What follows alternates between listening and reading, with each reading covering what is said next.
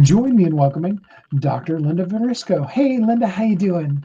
Good morning, Steve. So Great. glad, yeah, so glad to have you here with us. Book two is out. It launched today. Yay!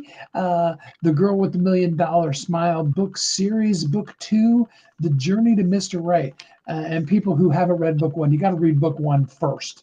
But before we even jump into the book series, tell us just a little bit about you and how you show up in the world. Oh, goodness gracious. I show up in a lot of places. I am a retired chiropractor, a mother of two.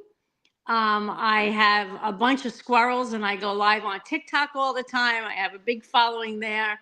And right now I'm running Steve's Plumbing Company. And that's about it. I'm all over the place, but I love my life. I love it. Yeah, you keep it really busy. I love watching the squirrels, although, they're all getting big again. So now you're going to have to get another baby squirrel to bring back into the fold so that, you know, Exactly. they get all independent like children do, right? Like teenagers, they just leave you. They just come around for food and shelter and then they're gone again. Oh, yeah. So in book one, catch us up just a little bit. What did we cover in book one, which is called The Girl with the $1 Million Smile?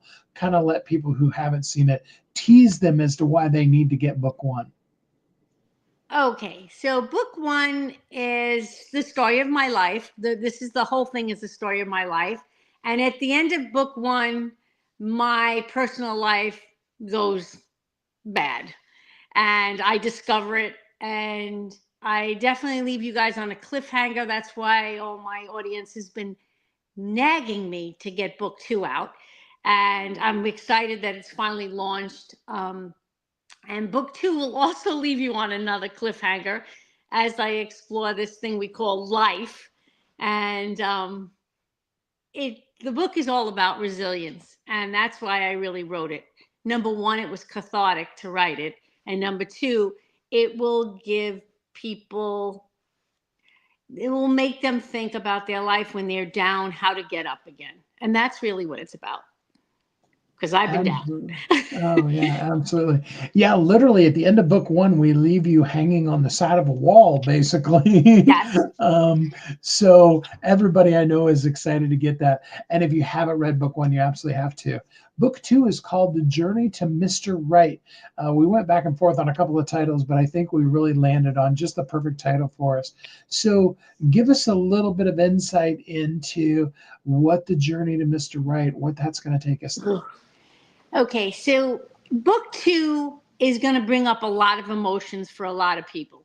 It's going to make you sad. It's going to make you laugh. It's the end of an era from book one, and we go into book two, and then I ultimately meet Steve, who's Mr. Right, and but there was some Mr. Right nows along the way.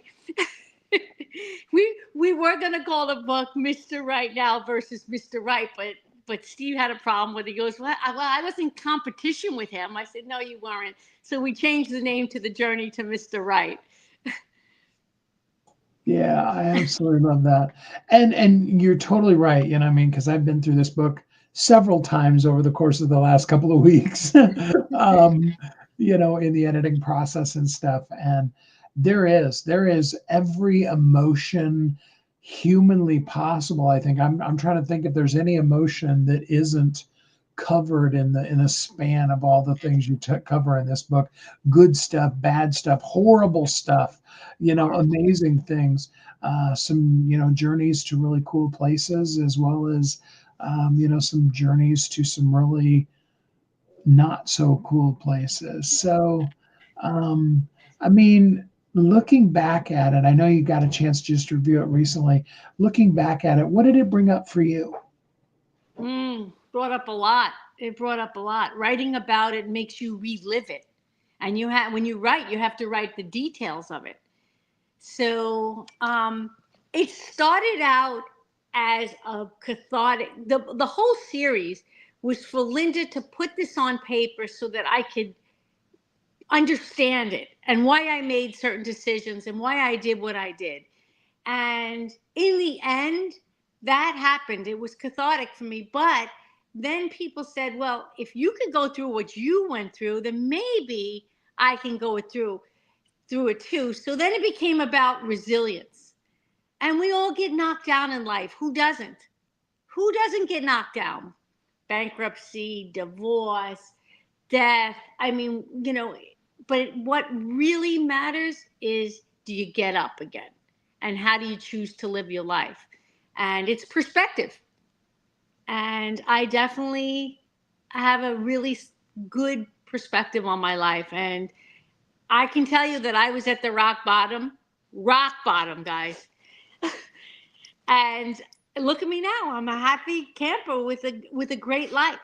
So don't lose faith in yourself. Keep trudging and you'll pull through it.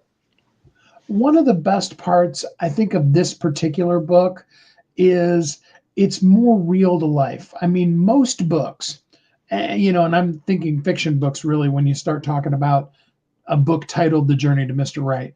But most books, things are horrible and then everything gets better. And then it's just, and then they all lived happily ever after. And, Not in this book. yeah, not in this book. Things go really great and then they're really not. And then they're really great and then they're really not. And But it's life is just like that, real. no? Yeah, and I love it.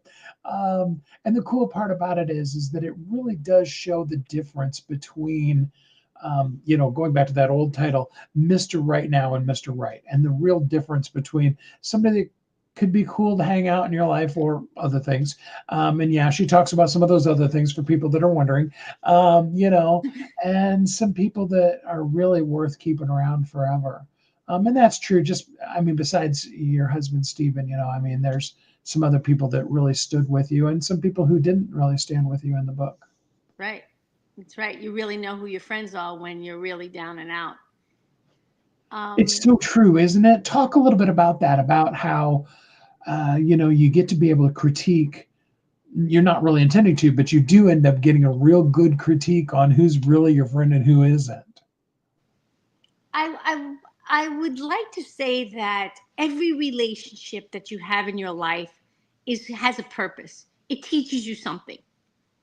And every relationship that I had, including friends and boyfriends and husband, um, they have all taught me something. And Mr. Right Now was perfect at that time. Mr. Right Now was the setting stone to get me to Mr. Right. And I had to go through what I went through with him. And I talk about a lot of the things he used to say to me that really helped me in life. Like, your imperfections make you perfect. I think that's, I used to, like, and he'd say, no, that's what makes you you, Linda. And he really lifted me in a time of, I was really down and it was very hard for me. So, getting back to your question, I know I kind of didn't answer it, but I wanted to add that in there. Um, when you go through really bad times, your friends, your true friends, will stay by your side and kind of lift you when you need help. And then the ones that are just there for the ride or for a period of time, they always say that you have friends for a season, a reason. What's the expression? I can't even remember it. Season, But reason, lifetime. yes, they really showed themselves and they left. So my family was my greatest support system. And sorry, my texts are going off. People are contacting me. It never stops. And my family was my strongest bond.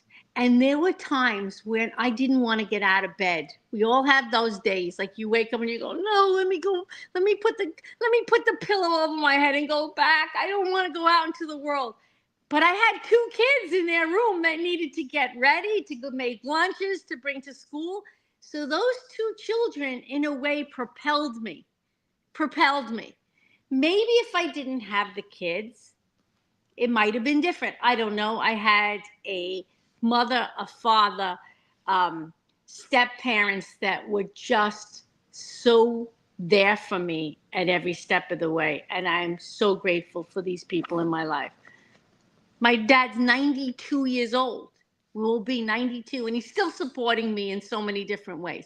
Not financially anymore, thank God, but in so many other ways. Well, and I also like, I mean, because it is called The Journey to Mr. Right. I like how, you're real with the fact that it was absolutely not the guy you thought, when your friend set you up on the date, you're like, I don't even know if I want to go out with this guy. You know what I mean? Didn't meet at all what you thought you were looking for. And I think it's a really good reminder that it's like, sometimes the best gifts don't necessarily come to us the way that we think they're going to. Isn't that true? Yes. I didn't even want to go on that date.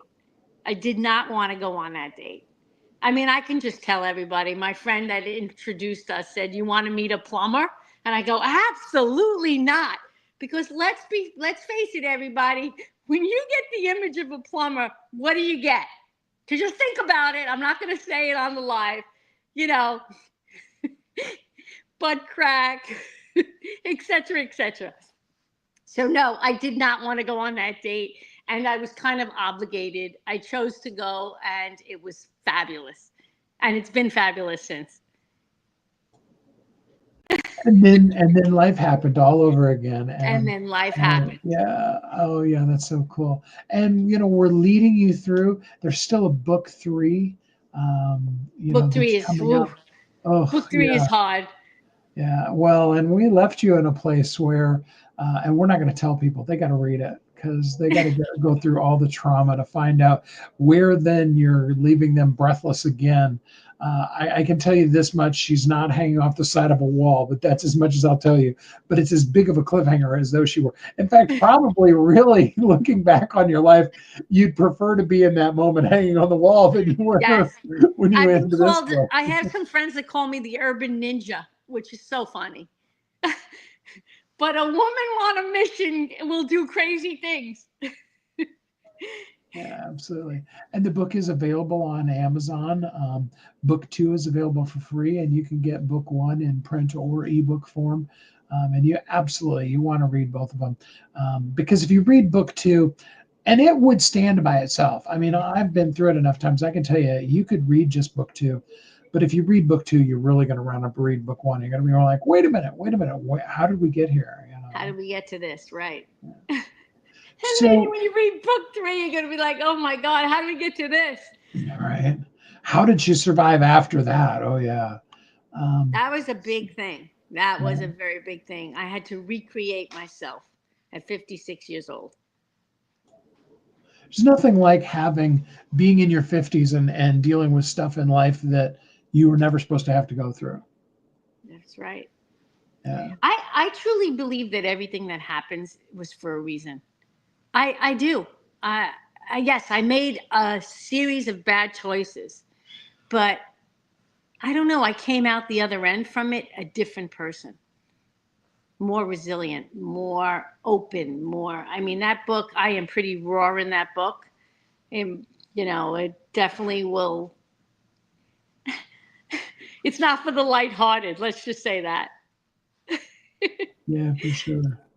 And if you love a really good love story and a journey to it, and times when you're going to scream at Linda and go, "No, don't do that." I had one of my acquaintances read the book, and he says, I was reading book 1. I'm like, no, and he's like, no, Linda, don't do that. Don't do that. Don't do that. And then I do it. And he's like, oh my God, I can't believe she did it. Yeah, I put myself in some crazy situations, and somebody was watching me. Somebody was definitely watching over me. I will tell you that. So before I let you go, talk to us a little bit more about, now that you've gone through all this, what you've learned about what resilience really is. Ooh, that I thought that I was resilient when I got through all the trauma from my personal life going to hell. I thought I had come up again, and I was gonna, I got up, brushed myself off, and kept moving. And then another terrible fate happened to me, which in some ways was worse than the first one. I don't know. Losing your personal relationship, your life is one thing, and then my professional life, and it was publicly announced. It was just, I had to really reach in deep, Steve, and um, find find strength. And I'm not sure that I could have done it alone.